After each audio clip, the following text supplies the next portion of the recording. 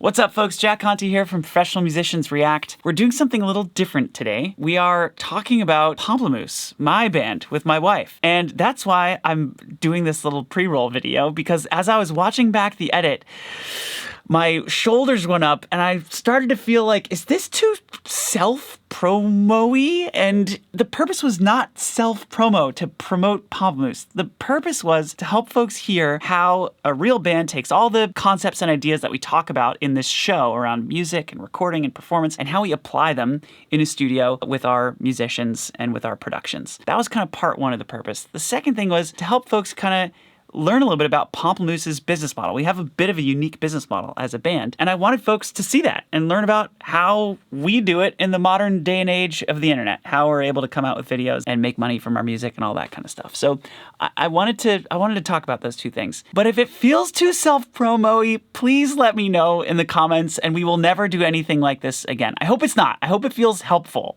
and not self-promotional. But let me know if it does, and I hope you enjoy it, and we'll see you later.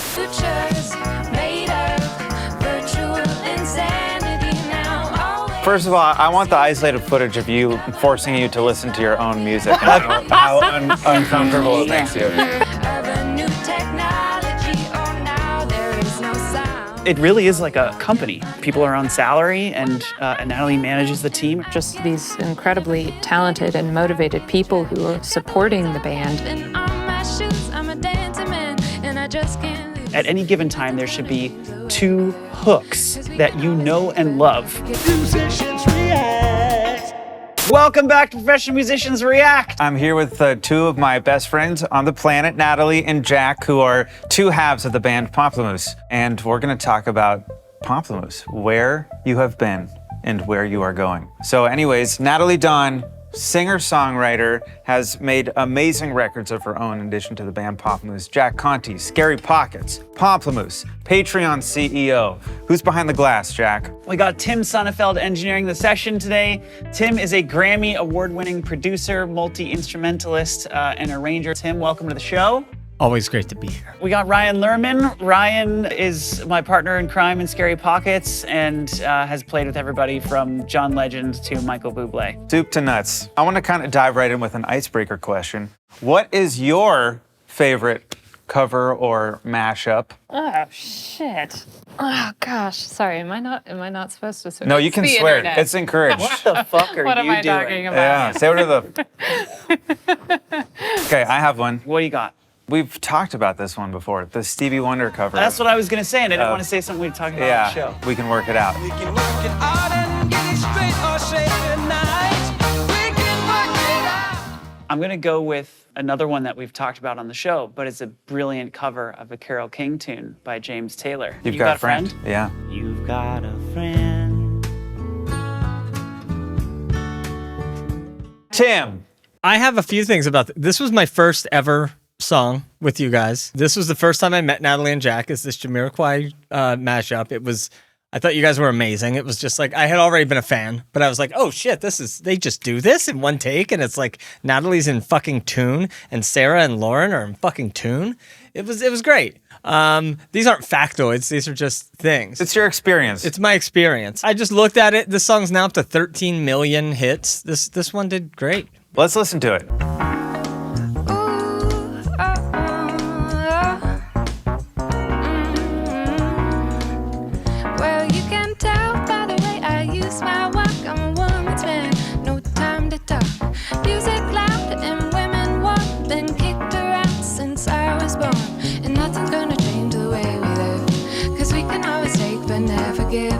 And now that things are changing for the worse, see, oh, life's going nowhere.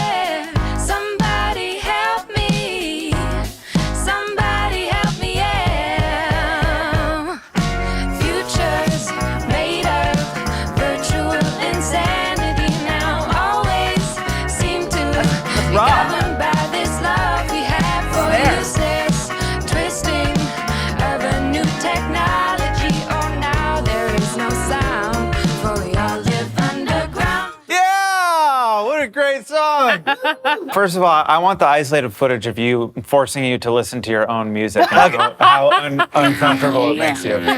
The musicians. Rob Humphreys on drums. Yeah. Is such an animal and has such an incredible sense of groove. Yeah. And the fact that he's playing that tambourine At the same at time. the same time as he's playing kit, Made of virtual insanity. that's his move. Like he just does that, and it feels so good when so few drummers can execute that and make it feel like that. One thing that got me when I was sitting there, the way that Red Star Recording, where we did that, is set up, I can't see the drum booth. So he's out of my sight line. So, and I had never worked with Rob before. I had actually seen him play, but I didn't realize I had. It was just like, this guy's playing drums today. So I thought there might be a percussionist in there with him during the tracking. I was like, that's how fucking great Rob is. Rob he's a is his monster. own percussionist. Yeah, he is. And the thing is, Rob plays that beat, and it doesn't sound like any other drummer playing that beat. It's got its own feel. And sometimes when we would tour, other drummers would play this beat, and it sounded good, but it didn't sound like this. Yeah. Rob has such a particular voice and style on drums. Sam Wilkes on bass, that bridge part where he does that Jocko thing. Somebody help me out. I mean, just so good. And then Brian Green is such a good part writer on guitar. He just constructs these hooks on the guitar. They just kind of fall out of him. Of a new technology, oh now there is no. He does it so quickly. So we'll be arranging a song, and in 30 seconds after like one or two parts, he comes up with this melodic thing that perfectly complements Natalie's vocals, doesn't get in the way, is at the right time, and is also just a hook in and of itself. So you finish the song and you're singing Brian's guitar parts. All of the musicians that we had there, they're so meticulous and they care so much about finding the part. They don't just want to play a thing. They aren't just like, oh, I'm just going to play a guitar because we're all playing music. It's like, okay, no, where is the specific moment? What is my specific line? And they really care. I love working with them because they take their parts so seriously. I love this mashup so much. I love the way you get those descending dominant chords, the way you get from the A section to the B section of the other song. So good. And now that things are changing for the worse, see, oh, life's going nowhere. Somebody help me. One thing I will say that we try to do with mashups, for people who want to create mashups, what we try to do, it's a little bit of like a linear education process. We give you something that you recognize, that you know as like, oh, that's from this super famous thing. And then very quickly after you recognize it, has to be after you recognize it, very quickly after you recognize it, we give you another thing that you recognize that is from a completely different thing, but you still recognize it. And then you hear them together at the same time. And it's this special thing that I think lights up in your brain where you're hearing two completely different songs, but they work well together and you recognize both components of them. And then what you can do in future sections of the song is, if the vocals are taking, song A vocals and the keyboard hook is song B, then you swap it. So the vocals take song B and the keyboard takes song A, and then it's like a total mind fuck for people because you're hearing the kind of the mashup weave in and out of itself over time. And that's really how we try to think of mashups. Is like at any given time there should be two hooks that you know and love, and they're completely recognizable and from completely different like areas of music. So this mashup starts with Jamiroquai chords. Well, you can tell by the way I use my walk. I'm a woman's man. No time to talk. Which are super hooky and everybody Which is knows its those own chords. hook with Bee Gees melody. Yeah.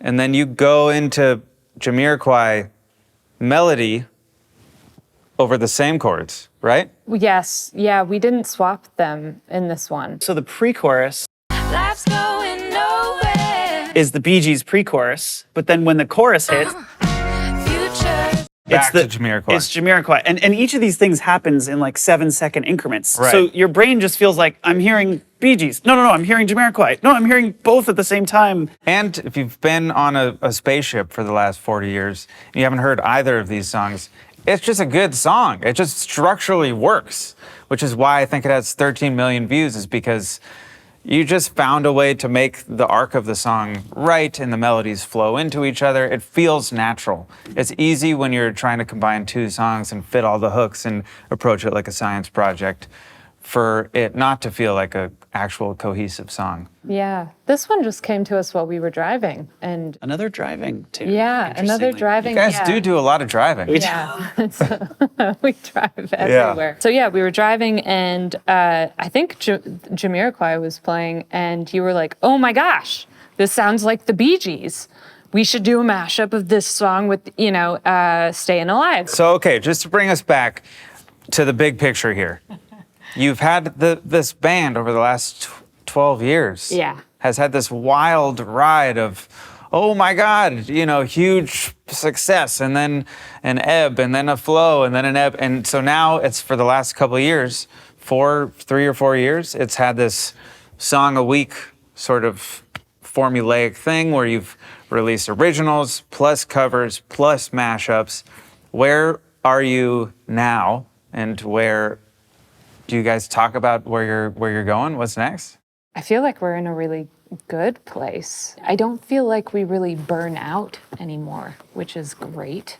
At the very beginning, when we were doing everything ourselves, it would always, you would get to a peak, and then you would just realize, like, I can't do this anymore. Wait, Yeah. this is too much. Yeah. And then you would, and I think that's part of the reason why a lot of musicians' careers ebb and flow, is because they're doing everything themselves. And I think the main thing that's changed for Pomplamoose in the last couple years is that we've been able to hire a team around us. And so I feel like I have just these incredibly talented and motivated people who are supporting the band. So it's not just Jack and me. It's not just the musicians and the video editors. We also have a full-time head of audio, Ben Rose. We also have a full-time head of video, Dom Farah, head of ops, Chris Modal. It feels at this point kind of like, you know what I'm talking about. It feels sort of like running a small media company, which is it's just a lot easier to have a life, and to have just to have some balance. I think this is a great point, because musicians, what you don't know as a young musician is that whether you like it or not, you're an entrepreneur. You know what I mean? Nobody tells you when you're 18 years old practicing Clapton in your childhood bedroom that, like, if you want to do this, you're going to have to know how to be a leader and how to manage a team and how to work with people. There's just so much that you don't know. And I think what you guys have cracked the code on is that sort of transition from artist to, like, team leader and team member. And I think that sort of step is one that, like, that's a wall that a lot of people hit. Some people luck into, they get a good manager whose heart's in the right place, and they build the team around the artist so that the artist can focus on art. But I think the reality of being a musician today is that most people, you kind of have to do it for yourself. And if you're lucky enough to get to that point where you can't do any more yourself, there's not a lot around the how-to for the next step in terms of what you guys have figured out with team building. And I think the hard part about that too is doing it at the pace that the band is growing, and having the income from the band able to fuel the team. So Pomplamoose operates right now as a profitable media company. Right. It has been profitable for the last 5 years. People might take a look at you guys and think, oh, well, I can't do that because I didn't start a friggin' company and I can't Yeah. afford And so to. I can't afford to hire a team. Yeah. Yeah. We don't use our personal finances to fund Pomplamoose. You run Pomplamoose has Pomplamoose profitably. It is a profitable business. It has always been a profitable business. I mean, from the early days, actually, it wasn't profitable at the very beginning. We were doing it as a side gig, but then at Yeah. some point it got profitable. And then over the last 5 years, even with the team, we now have and Natalie, I think, has done an incredible job building the team. Natalie's the CEO of Pomplamoose, runs the whole thing, runs it as a company. We've got 4 full-time teammates, 4 full-time employees. We do That's right. We have matching a 4th full-time employee now. 4 full-time Oh folks. my gosh. That we do 401ks for the employees. We do benefits. Benefits, 401ks. Yep. So it really is like a company, and people are on salary, and Natalie manages the team and runs the operation. We work with about 15 or 20 contractors, and it's made the whole thing at the end of the day, the transition from artists making albums and having this 14, 18-month cycle, 2-year, 3-year cycle, that was a very different cycle than the new music cycle, which is this every week new stuff on YouTube, fast audio creation kind of cycle. In that world, I feel like it's very difficult to exist without building a team, and it's very difficult to exist sustainably without building a team. And I think that's where Natalie's done just a really incredible job. Pomplamoose is now the contribution, the summed contribution of a whole bunch of amazing folks like Tim and Ben and Chris Modal and Nick and Brian and all these people that without that huge team we would not be able to make 50 music videos a year. I think a lot of musicians, there isn't even really a format for them to follow, and so they get sucked into these business models that don't make sense and that aren't really good for them because that's just how it's always been done. Yeah. And so to be building these bands and to be coming at it from a completely different vantage point where you aren't thinking like, okay, so first things first, we're gonna hire a manager and they're gonna take 20%. It's like, well, where do you go from there? If you hire a manager and they take 20%, like what's your next move? Yeah, there's like, nobody on the Pomplamoose team anymore who takes a percentage of Pomplamoose. It's all salaried. It's our own company, and everyone who helps Pomplamoose is on salary, which is completely different than most of the music industry, where people take a slice of the pie, whether it's a label or a manager or an agent or whoever it is. Yeah. We didn't want to do that. Yeah. So we've tried this new model. I'm going to do a quick comment and then we'll call it. Great. A quick question from the YouTube community here. Bass by the Bay is asking, keys doubling bass, yay or nay? What goes into your decision-making process for whether or not to have keys double the bass line? Classic question. All the time.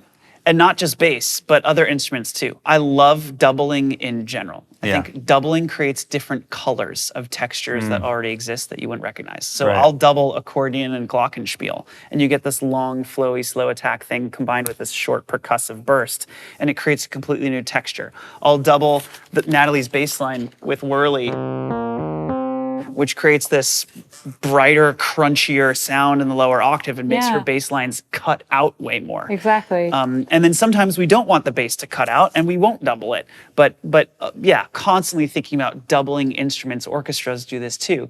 You'll double, the violin with an oboe, and you get a completely different texture. And so we do that all the time in our music. The bass is hard to hear, so it's helpful to have some high frequency doubling it. I also like just doubling the bass with guitar, just to help it cut. Thank you guys for watching. This has been a very special episode of Professional Musicians React. We come out with new videos every week, so if you like what you saw here, comment and subscribe. We'll see you next week.